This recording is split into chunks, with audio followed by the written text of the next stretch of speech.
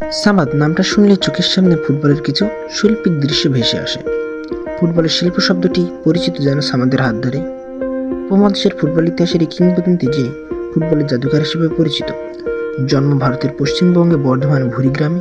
এই গ্রামে 1895 সালে 6 ডিসেম্বর নিভৃত পরিবারে জন্মগ্রহণ করে। জাদুকর সামাদ নামে পরিচিত হলেও তার পুরো নাম সৈয়দ আব্দুস সামাদ।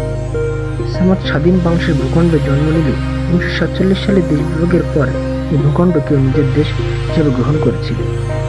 1947 সালে উপমহাদেশ বিভক্ত হয়ে যখন পাকিস্তান ও ভারত নামে দুটি দেশ জন্ম নিল, তখন জাদুকর সামাদ চলে আসেন তৎকালীন পূর্ব পাকিস্তানের অন্যতম বৃহৎ রেলওয়ে শহর।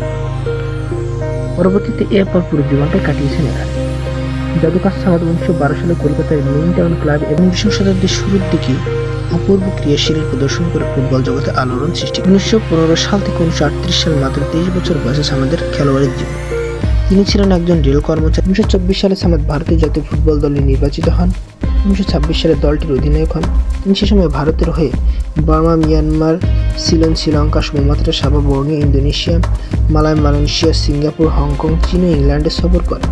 চীনের বিপক্ষে একটি ম্যাচে ভারত 3-0 গোলে পিছিয়ে থাকার পর তার দেওয়া 4টি গোলে 3-4 গোল অবিশ্বাসনীয় জয় পেয়েছিলেন।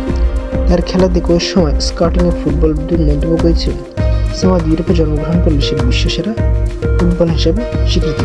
1933 সালে সামাদের নেতৃত্বে সর্বভারতীয় দল গ্রেট ব্রিটেনের 4-1 গোলে এবং শক্তিশালী ইউরোপীয় টিমকে 2-1 গোলে পরাজিত করেছিল। ভারত দলের অধিনায়ক হিসাবে জীবনের শেষ সময় খেলেছেন ইংল্যান্ডের সার্ভিসেস একাদশের বিরুদ্ধে। ফুটবল যখন সিজন ব্রেক চলত তখন সামাদ করতেন এক মজার কাজ। তৎকালীন জমিদারদের তাকে ভাড়া করে নিয়ে যেত খেপ খেলতে। ম্যাচ শুরুর আগে তিনি জমিদারদের জিজ্ঞাসা করতেন কত গোল দেবে। জমিদাররা 5-6 গোলের কথা বলত। পুরো ম্যাচে সামাদ বল নিয়ে নিচে বেড়াতো। কেউ তার পা থেকে বল নিতে পারত না, কিন্তু তিনি গোল দিতেন। 70-75 মিনিট পর উদ্বিগ্ন জমিদার তাকে গোল দেওয়ার কথা স্মরণ করিয়ে দিলে তিনি তাদেরকে শান্ত হতে বলতেন।